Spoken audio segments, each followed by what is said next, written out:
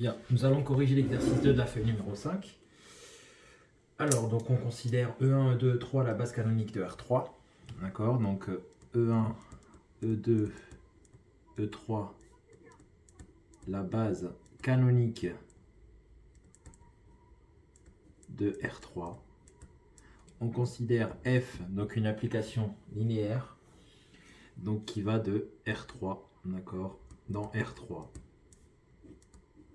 Tel que quoi? Donc linéaire. Donc oui, ce n'est pas précisé dans l'énoncé, mais c'est un oubli. Donc linéaire tel que, alors f de E1 soit égal à E2. Donc on a, donc tel que f de E1 est égal à E2, f de E2 égale à 3, et f de E3 égale E1. Donc première question, on considère V le vecteur de composante x, y, z dans la base E1, E2, E3. D'accord, donc en gros V, nous pouvons l'écrire comme étant x E1 plus y E2 plus z E3. Hein, d'accord, c'est ce que ça veut dire là. Hein, donc les composantes x, y, z dans la base E1, E2, E3. Donc x est la composante suivant le vecteur E1, y suivant le vecteur E2, z suivant le vecteur E3. D'accord. Donc déterminer les composantes de f de v dans cette même base. Eh bien nous allons calculer l'image de v, c'est-à-dire l'image de toute cette expression, x1 plus y2 plus z3. Donc étant donné que la fonction est linéaire, nous aurons donc f de xe1 plus f de y2 plus f de z3. J'y vais doucement, on aurait pu effectivement directement écrire x f de E1 plus y f de E2 plus z f de E3. Donc je répète, j'ai pu passer de cette étape à celle-là grâce à la linéarité de l'application f. Mais nous savons que f de E1 est égal à E2, donc ce sera x E2 plus y E3. Et enfin, l'image de E3, c'est E1 plus z E1.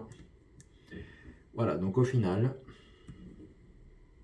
donc f de v, ça sera donc, alors la première composante c'est suivant E1, on est d'accord, hein, donc ça sera z. La deuxième suivant E2, donc c'est x. Et la dernière suivant E3, c'est y. Voici donc la question numéro 1. Nous pouvons donc passer à la question 2, où là on nous demande de donner la matrice de f dans la base canonique de R3. Alors pour faire cette question, il faut donner donc les images des vecteurs de la base canonique en fait. Hein. Donc nous savons que f de E1, donc c'est égal à E2, mais ça si je veux l'exprimer dans la base canonique, c'est quoi? C'est 0 E1 plus 1 fois E2 plus 0 E3. Nous obtenons le vecteur 0, 1, 0. Je fais pareil pour f de E2. Je sais que c'est E3. Ce sera donc 0 E1 plus 0 E2 plus 1 fois E3.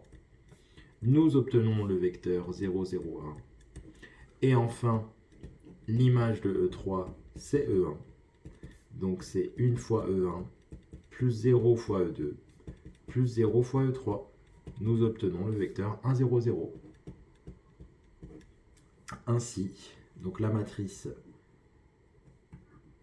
de f dans la base canonique donc, de R3, d'accord, hein, qui est notée E1, E2, E3, on pourrait l'appeler B hein, d'ailleurs. Hein. Donc ça sera donc cette matrice-là. Il faut respecter l'ordre, d'accord. Donc on est parti de E1, E2, E3, et ici on va mettre donc dans l'ordre. Hein. La première colonne, ce sera donc l'image de E1, c'est-à-dire 0, 1, 0.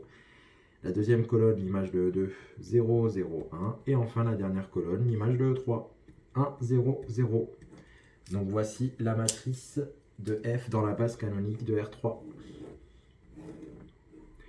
Alors, un moyen de vérifier, lorsque je multiplie cette matrice par le vecteur x, y, z, je suis censé obtenir l'image d'un vecteur v de départ, donc x, y, z. Alors nous allons vérifier, d'accord? Donc si je multiplie par x, y, z, donc bah là j'aurai 0x plus 0y plus z, donc j'obtiens z. Ensuite 1x plus 0y plus 0z, donc x.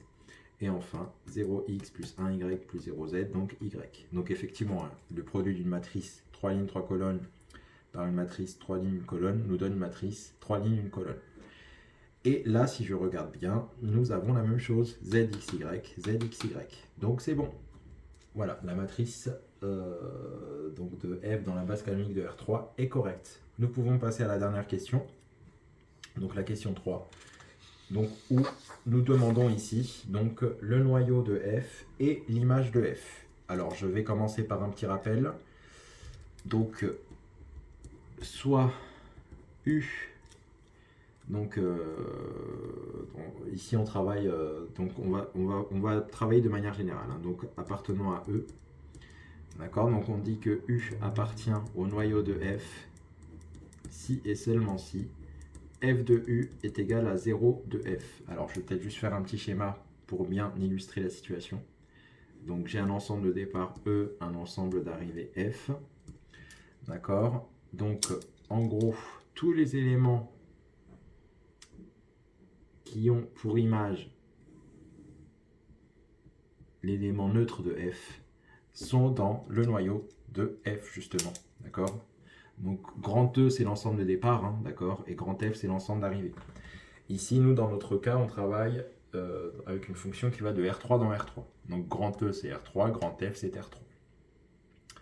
Alors, cherchons, déterminons le noyau de la fonction F.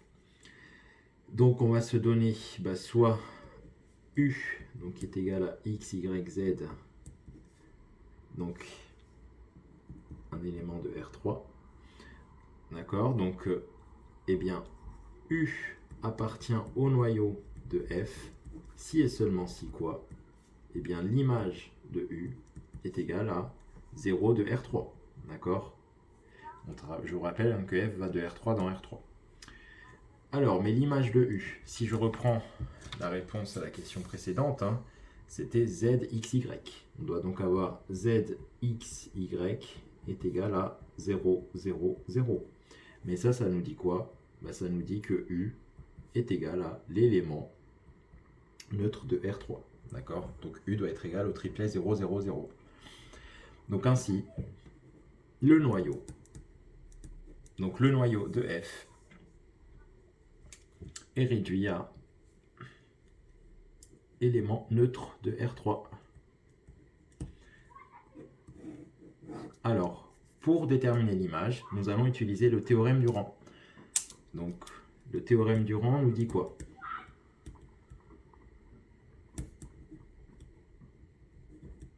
Eh bien, nous savons que la dimension de l'ensemble de départ est égale à la dimension de ker F plus la dimension de im F. Alors, bien sûr, c'est avec F une fonction linéaire, hein, ce qui est notre cas ici.